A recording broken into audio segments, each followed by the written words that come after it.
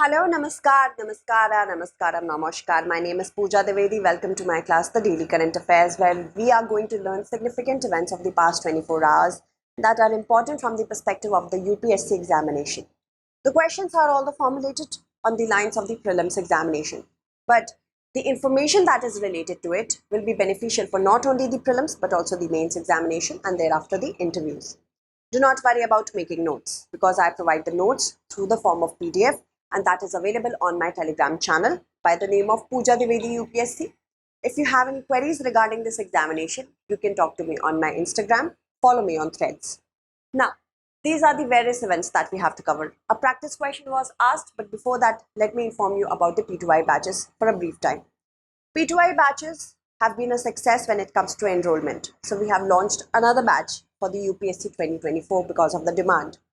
These will be morning batches. From 11 a.m. onwards, you will get your live classes. Not only that, you will get study material. Many coaching institutes differentiate between GS, CSAT, ethics, essay. StudyIQ doesn't. StudyIQ will provide you ethics, essay, CSAT, mock interviews, everything will be integrated in the P2I batches. The classes will be on a regular basis. We also have a study campus program. If you're a student of the P2I batch, you qualify Prelims 2024 UPSCs. You will be called to the StudyIQ campus to study with us for the mains examination for 4 months without any extra charges. Make sure you use the code PDLive for English as well as Hindi batches. And the price will be just at rupees 29,999 if you use the code PDLive. Alright, it is applicable to other courses as well. Consider the following countries: Cuba, Taiwan, Colombia, Argentina. So how many of the above mentioned countries hold same-sex marriage as legal? Okay, I hope you know about it because UPSC can trick you with such kind of questions. As we speak, 34 countries around the world have legalized same-sex marriage. Do you know that Taiwan became the first Asian country to legalize same-sex marriage in 2019? Even Argentina was the first country in South America to do so. Colombia as well as Cuba, they all recognize same-sex marriages. So 1, 2, 3, 4, all 4 will be the correct answer. Recently, Hong Kong's top court has said that we cannot recognize same-sex marriage, although at the same time, the top court has ordered the city to formulate rules regarding the same, formulate laws regarding the same within 2 years. And it's a partial victory for activist Jimmy Sham, who has been fighting for the rights of the gays, lesbians, bisexuals to have this privilege of marrying the one you love. He already had married in the USA. Now he wants the same activities to continue for Hong Kong as well. So, India's top court decriminalized homosexuality in 2018. However, we do not have any provision for same-sex marriages. Many activists believe that under the Special Marriage Act of 1954, we can solemnize the same-sex marriages. However, that is still sub judice. Now, there are certain countries, 34 countries, even South Africa is one of the countries that has legalized same-sex marriage. Many countries are there. You can see it in the PDF. I will give you certain very important and notifying cases of it. United States is the first country. It is the first country where a local jurisdiction knowingly gave a license for same-sex marriage in 1971. However, Canada is the first American country to do it, pan country. Also, there is another very important notable country, that is Netherlands, which was the first ever country in Europe to legalize same-sex marriage in 2001. Another important country is the country of Canada, as I already told you about it being the first American country to do so. Also, South Africa is the first African country to legalize same-sex marriage, that too in the year 2005. Not only that, but Taiwan is the first Asian country to legalize same-sex marriage in 2019. Argentina was the first South American country to do it in 2010. And also, there are 2 countries, however, that are believed to have or impose the death penalty for consensual same-sex relationship, that is Iran and Afghanistan. Alright, let's move ahead. With respect to the African Union, consider the following statements. It was officially launched in July 2002 in Durban, South Africa. Morocco is the only country that is not a member of the African Union. It is the successor to the Organization of African Unity. So what do we have to see? How many of them is or are correct? The African Union is set to become the new member or the newest member of the G20.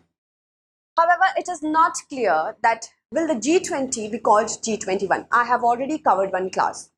Please go on the StudyIQ IAS English channel and watch that. It's going to be very beneficial for not only prelims but more so for mains examination, because a question is expected by the next of the year, if not this year, that African Union is becoming a part of the G20. What are the implications and why the African Union should be included? It was officially actually launched in July 2002 in Durban, South Africa. That is definitely correct, and it actually is the successor of Organization of African Unity that was formed in 1963. There are 55 countries right now. Although certain countries such as Sudan, Niger, Mali, Gabon, they remain suspended because of the coup that is going on. The first is correct, third is correct. Morocco has been one of these countries, the countries that had left the African Union, but now it has rejoined. So second is incorrect from that perspective. First is correct, third is correct, second is not correct. How many are correct? Two only will be the correct answer. I have already told you about this. It will be a historic moment if the African Union becomes a part of the G20. Under India's presidency, India has called for it many a times, the voice of the global south. However, formalization will be done by the next year under the presidency of the Brazil.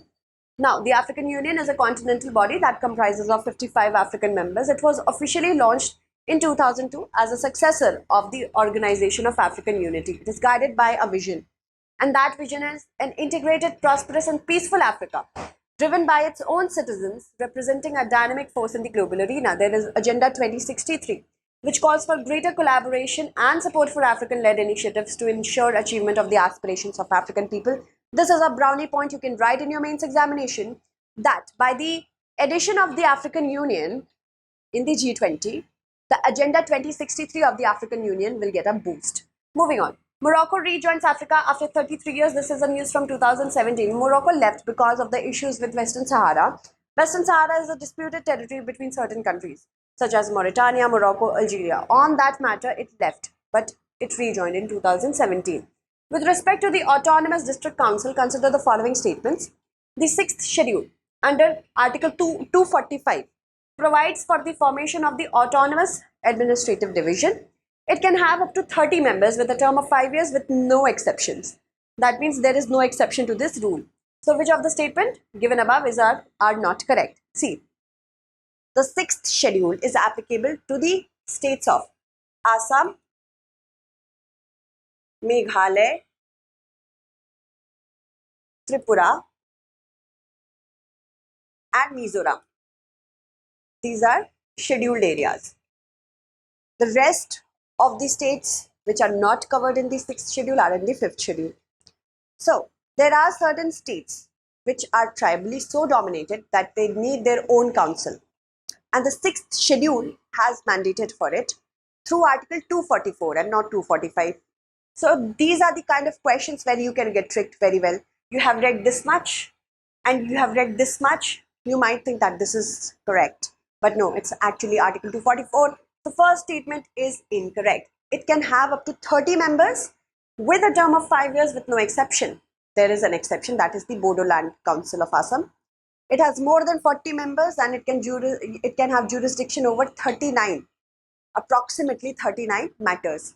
First is incorrect, second is also incorrect. Both 1 and 2 will be not correct because here it is written not correct, right? Let's move forward with the explanation. The Apex Court has set aside the entire election process initiated pursuant to the August 2nd notification, which was issued by the Ladakh administration for the elections of the Ladakh Autonomous Hill Development Council. A new notification is asked by the Supreme Court.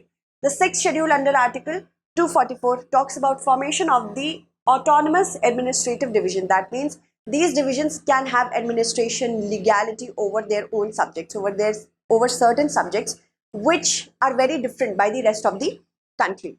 The customs are very different from the rest of the country. So that their diversity can be preserved, we have this provision. And this could be legislative, that means they can make laws, they can have judicial capacity, they can do trial, and administrative autonomy. They can impose certain laws.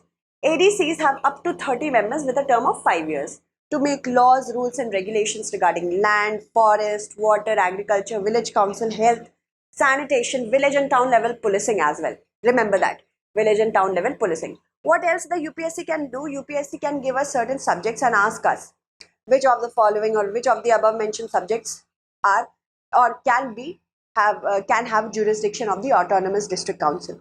Then inheritance, marriage and divorce, social custom and mining. All right. The Bodoland Territorial Council has more than 40 members, right to make laws on 39 issues. Assam, Meghalaya and Mizoram have 3 councils and Tripura has only 1 council. This is also a very good preliminary question that could be asked. So remember it. Okay. Assam, Meghalaya, Mizoram has 3 councils for different areas and Tripura has only 1. With respect to the G20, consider the following statements. The G20 was initiated at the leader level in 1999. India's GDP percentage in the G20 is larger than Canada but lesser than Germany. There is only one ASEAN country that is represented in the G20. Let's talk about the correct answer or not. Yes, how many are not correct? The G20. During the Asian crisis, it was found out that globalization has its own negatives. That issue in one country, economic issue in one country, can spread over to different countries. So why not start an initiative at the finance minister and the governors of central bank level? And then in 1999, at that particular level, the G20 came into existence. Later on, it was found out that not only economic, but climate issues, agricultural issues, technology, artificial intelligence, and many other issues can be discussed at this forum. So let's elevate it to leader level. So in 2008, it got elevated to the leader level. UPSC loves getting you confused, so it will ask confusing questions. Remember, in 1999, it was not elevated. It did not start at the leader level. At the leader level, it got initiated or elevated only in the year 2008. So first statement because of that is incorrect. Okay, then India's GDP percentage is yes. It is larger than Canada, but a little less than Germany in the entire GDP, in the entire G20 scenario. Second is correct. Yes, there is only one ASEAN country by the name of Indonesia that is represented in the G20. All right, so let's go into that. First is correct. Sorry, first is incorrect. Second is correct. Third is correct. Not correct, we had to select. One only will be the correct answer because 2 are incorrect.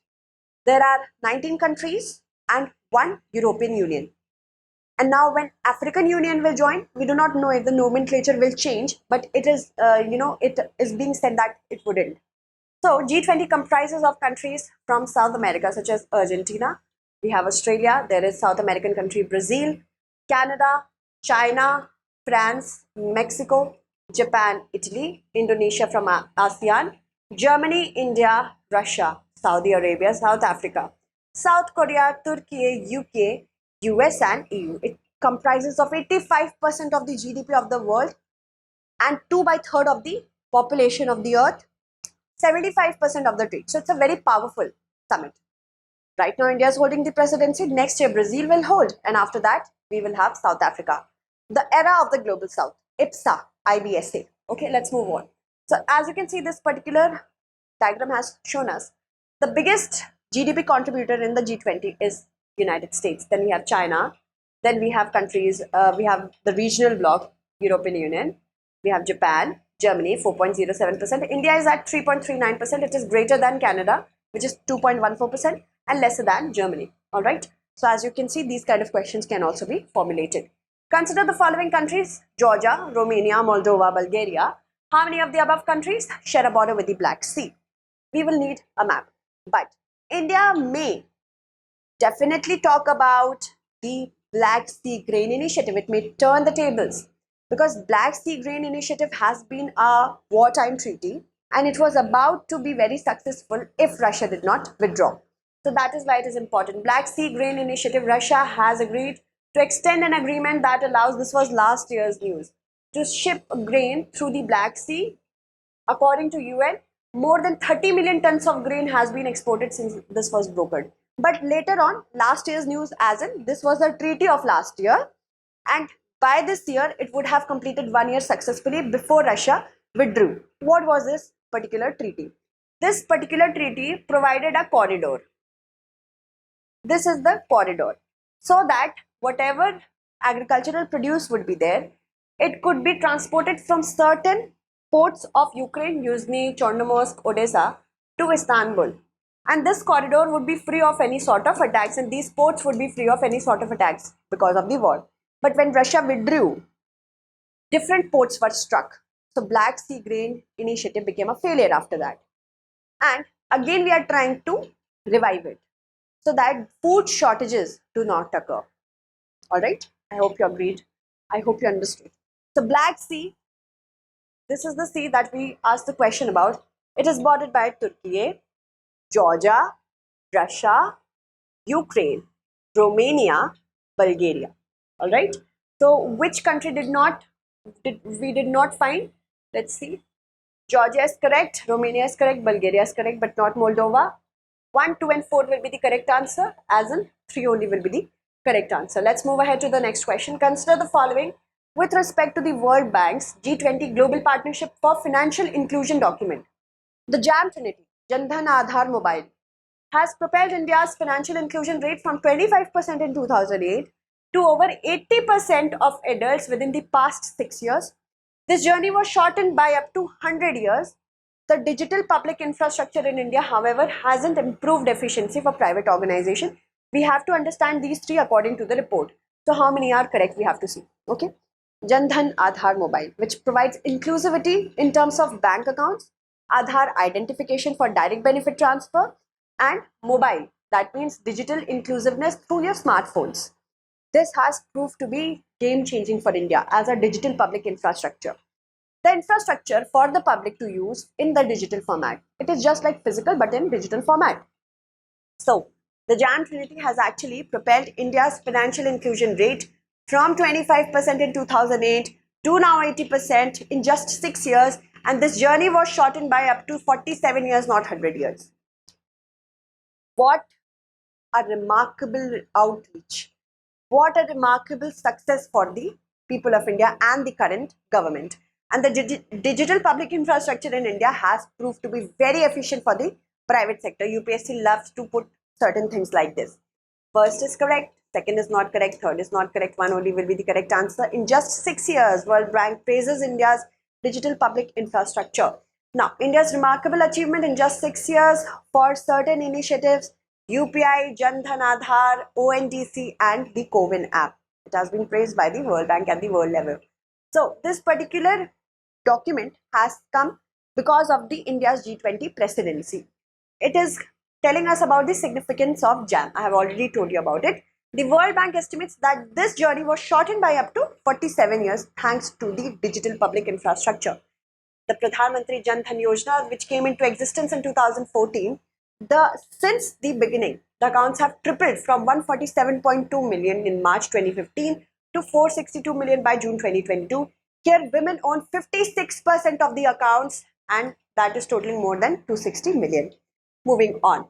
The Central Empowered Committee, which was the green watchdog of the Supreme Court, has been recently handed over to the Ministry of Environment. It was established in which year? That means it will now report to the Environment Ministry, will not report to the Supreme Court. So we will have to understand we will have to answer which year it was established in. All right, tell me about it, and I will take the names in the next class. Let me take the names of those students who have answered my last question correctly. D was the correct answer. That was all four. Simran has answered it correctly. Priyadarshan, Riya, thank you so much.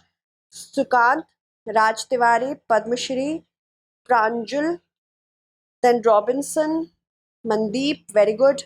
Harshit Maurya, Mallinath, Ritu Singh, Komal, Nandak, Omkar, Abhishek, Manish, Mohammed, Utkal, Mukul, Sanjay, very good. Gaurangi, you have also written information really good.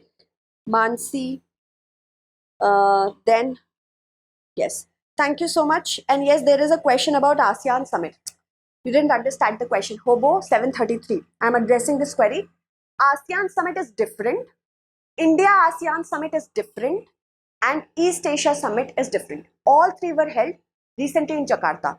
ASEAN was established by the Bangkok Declaration in 1967. India ASEAN Summit started in 2002. And if we talk about the East Asia Summit, it started in 2005. That is why there is confusion. We talked about India-ASEAN Summit and not ASEAN Summit. Alright. To answer this question as well, I will take your names in the upcoming segment. Thank you so much.